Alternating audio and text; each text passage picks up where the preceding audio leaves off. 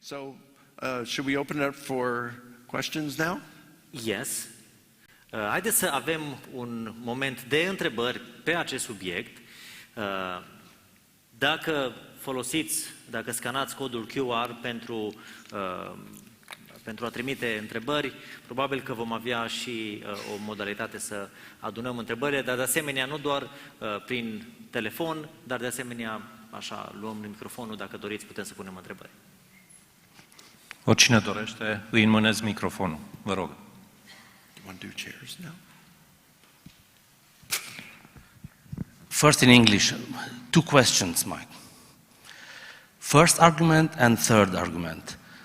Primul argument și al doilea argument. How do you respond to the mathematics? Because you know, Hawkins proved mathematically that we don't need a first cause for the universe. So this is a real tough argument. The first question. The second one, if we switch... Hang on a second. Okay. Save the second one. Okay. What's the mathematical argument that we do not need a first cause? It's his equation. He somehow proved mathematically that the universe doesn't need a first cause. I'm not familiar with any argument. I cannot say it by my mind, but I can send some references in this regard. Okay, the second question is... Because that would require that it came into existence out of nothing. Yes. That's a tough pill to swallow. Yeah, I know. Doar ca să... înainte să trecem la a doua întrebare,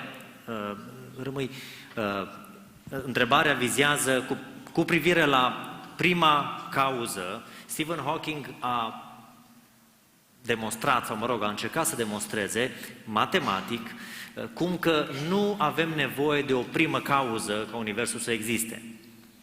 Dar, evident, aceste lucruri sunt încă în dezbatere. Let me say one thing too. I know Stephen Hawking did not believe that God exists. Știu că Stephen Hawking nu a crezut că Dumnezeu există.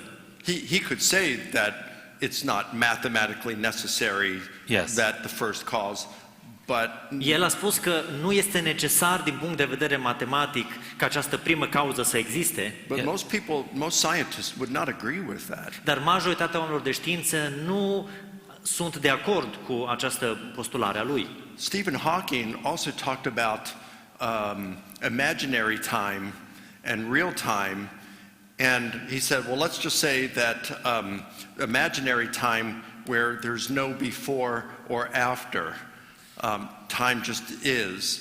And he says under that way, he argues against God's existence, but then he never comes back to our real time, and he acknowledges that in our real time, everything has to have a beginning. El a vorbit despre timp imaginar și timp real, încercând să diferențieze în timp înainte și după, însă el nu a demonstrat modul în care în timpul nostru lucrurile trebuie să aibă o cauzalitate. And has to be caused if it has a beginning. Și orice lucru care are un început în timpul nostru real trebuie să aibă o cauză primară.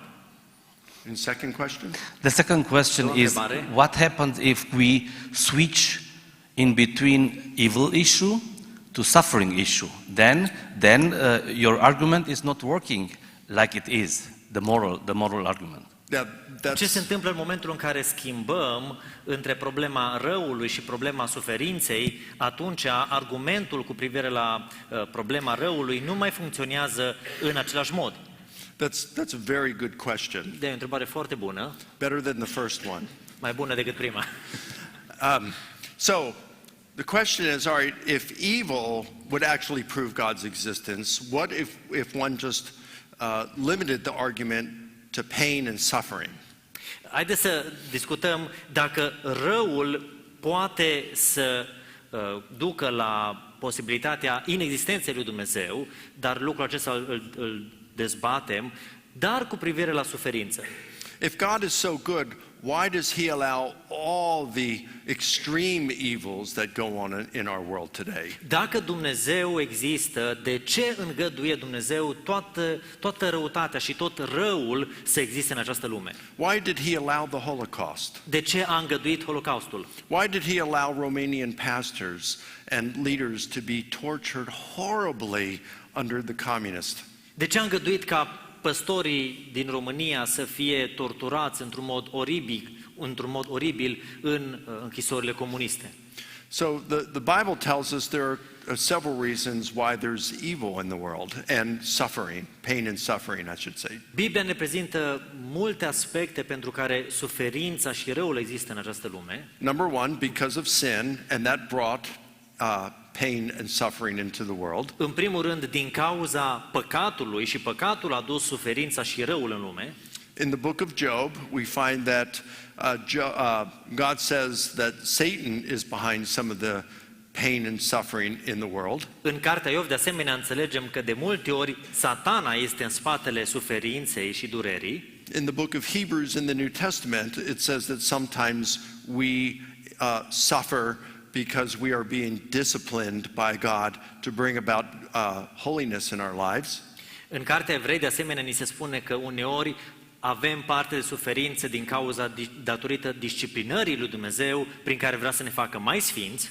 And in the books of James and 1 Peter, it says that God allows suffering in our lives so that our faith, meaning our spiritual maturity, that we would be perfected. Și în Iacov și 1 Petru, de asemenea, ni se spune că Dumnezeu îngăduie suferința în viața noastră pentru ca credința și Duhul nostru să fie curățate.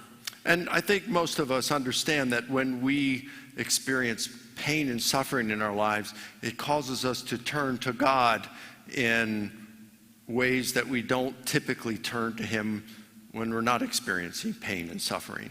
Și cred că cu toții putem recunoaște faptul că în suferință tindem să ne întoarcem înspre Dumnezeu în moduri în care nu ne întoarcem înspre Dumnezeu atunci când nu avem parte de suferință. And there may be other reasons for God allowing pain and suffering in our world. S-ar putea să fie alte motive pentru care Dumnezeu îngăduie suferința și durerea în lumea noastră. An exercise that one of my mentors, Gary Habermas, sometimes does. Un exercițiu pe care un prieten de-al meu, Gary Habermas, îl face, says, if God came to each and every one of you, this is something for you to answer yourself. e un lucru la care aș vrea să vă rog să dați dumneavoastră răspuns, dacă Dumnezeu față de fiecare dintre noi, And he puts a box in front of you and says, if you push this red button, you will never experience any pain and suffering again. hai să zicem că ai o cutie cu un buton și se spune, dacă apeși acel buton, nu vei mai experimenta suferință niciodată. And you say, really? And he says, really? Și ai spune, sigur, foarte sigur. And so you go to push that button. Și ești gata să apeși butonul respectiv. And God says, but before you do, Și Dumnezeu spune, dar înainte să apeși pe buton, if you push that button, you will no longer have choice or free will. dacă apeși acel buton, nu vei mai avea alegere sau liberul arbitru. You will be programmed to do everything, whatever you do. Vei fi programat să faci tot ceea ce faci. You lose your whole identity. You become like a robot. Îți pierzi întreaga identitate, devii ca un robot. Now think to yourself, how many of you would push that button? Gândiți-vă, câți dintre voi ați apăsa acel buton? In my experience, most people would not push that button. În experiența mea, aș putea spune că majoritatea oamenilor nu ar apăsa pe buton. So we like to have our free will. Noi vrem să avem liberul arbitru. But when there's free will, Dar când avem liberul arbitru, there's pain and suffering. implicit apare suferința. And so, yeah, the problem of pain and suffering is difficult, and we may not know the complete answer. Problema durerii și a suferinței este complexă și s-ar putea să nu avem toate răspunsurile. But we can see that there are several reasons why God would allow pain and suffering to continue in our lives. Dar vedem că sunt suficiente motive pentru care Dumnezeu îngăduie ca durerea și suferința să aibă loc în viața noastră. Doar să fac o remarcă. Am primit mai multe întrebări. Nu avem timpul fizic să le punem pe toate, de aceea vom selecta doar acele care cad exact pe subiectul în discuție, după care vom merge la pauză. There are a lot of questions, but because we don't have enough Sure. time, we will just choose only those that are related to our subject, Okay. and then we'll go into the break. Vom mai avea sesiune de întrebări. We'll have more Q&A sessions. Sure. We'll just limit to those that are related to this subject. Okay. So this question, is this the Întrebarea. one? Okay. What would be some arguments underlying the eternal cause that is God? Care ar fi câteva argumente care ar sublinia cauza veșnică care este Dumnezeu? Well, so in other words, why would we say that first cause, that eternal cause, is God? De ce spunem că această primă cauză, o cauză veșnică, este Dumnezeu? I would say it makes sense that it's God, but if you don't like that as a cause, posit something else. Are logică să afirm că este Dumnezeu, dar dacă nu ne place conceptul, putem să folosim un alt termen în sensul acesta. So the design argument, Așadar, argumentul din design, we'd say that seems to point to God, but maybe you'd say that's not God. Okay, well, we have a first cause that is also very intelligent and powerful who designed the earth and life itself. acest argument al designului primar spune că lucrurile cumva ne îndreaptă atenția spre Dumnezeu, dar dacă nu este Dumnezeu, înseamnă că există o cauză, totuși, o cauză primară, inteligentă, atotputernică, ce a creat toate aceste lucruri. So I don't know what you would call it if you don't call it God. And here I'm not saying at this point that it's the Christian God. Și nu vreau să subliniez că atunci când vorbim de un argument din design, înseamnă că vorbesc despre Dumnezeul creștin, așa cum îl prezintă Scriptura. I'm just saying this ultimate being, that's what we typically label as God. Ci vorbesc generic de acea ființă supremă pe care noi o catalogăm drept Dumnezeu. But if you want to say Dar dacă vrei să spui, there is some being that is eternal, e o ființă care este veșnică, powerful and puternică intelligent și inteligentă and good și bună and personal și personală and immaterial, și imaterială, call it whatever you want, but I mean that's how we define something like God. definește această entitate cum vrei, dar noi așa îl definim pe Dumnezeu. Okay? So what would be other way? Oh, sorry. What is the definition of God in the question, does God exist? And how one arrives at the elements used in the definition, that it is unique or personal. Care este definiția lui Dumnezeu în întrebarea există Dumnezeu și cum se ajunge la elementele utilizate în definiție, de exemplu că e unic sau personal. The definition of God would just be the ultimate being who is eternal and immaterial. Definirea lui Dumnezeu ca fiind ființa supremă care este imaterială, care este veșnică, Intelligent and powerful inteligentă și atotputernică and good. și bună. That it is unique or personal. Well, it's personal because of the moral argument. It's a commander. You can't have a command without a commander. So if there are objective moral values, these values are good because they emanate from a good being. And of course, that being would have to be personal. Și aspectul personal cumva emană din caracterul lui Dumnezeu ca fiind o persoană, iar argumentul moral cumva vine având în spate o persoană morală care cauzează tot ce înseamnă moralitate după care noi trăim.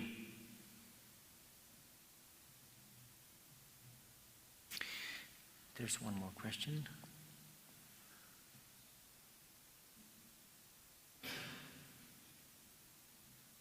This one. What role does divine revelation on a personal level play in the context of these arguments? Ce rol are revelația divină la nivel personal în contextul acestor argumente?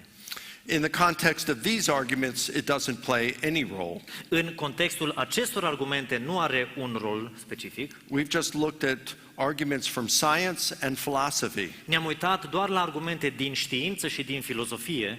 And we are going to look at historical arguments for Jesus and his resurrection. Urmează să ne uităm la argumente istorice cu privire la Isus și învierea lui Isus.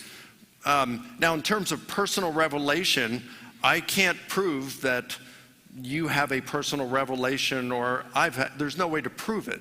În ce privește o revelație personală, eu nu pot argumenta și nu pot dovedi cum că eu sau oricine dintre noi a avut o revelație personală. Nu pot dovedi în sensul acesta. So if someone says, well, Mike, if someone told me, well, God spoke to me and gave me a revelation about the truth, Dacă cineva vine și îmi spune, Dumnezeu mi s-a revelat și mi-a spus ceva adevărat, how am I going to verify that?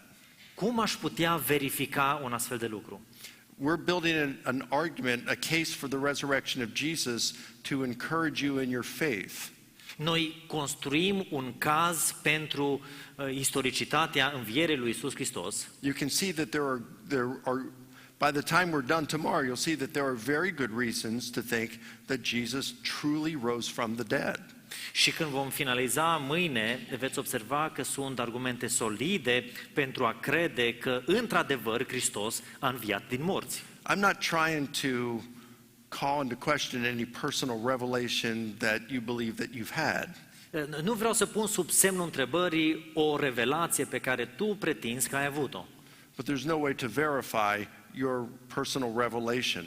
Dar pur și simplu nu avem uneltele prin care putem verifica revelația ta personală. I'm trying to give you some evidence Doar that încerc să can vă be dau câteva examined. dovezi care pot fi folosite ca și elemente de examinare.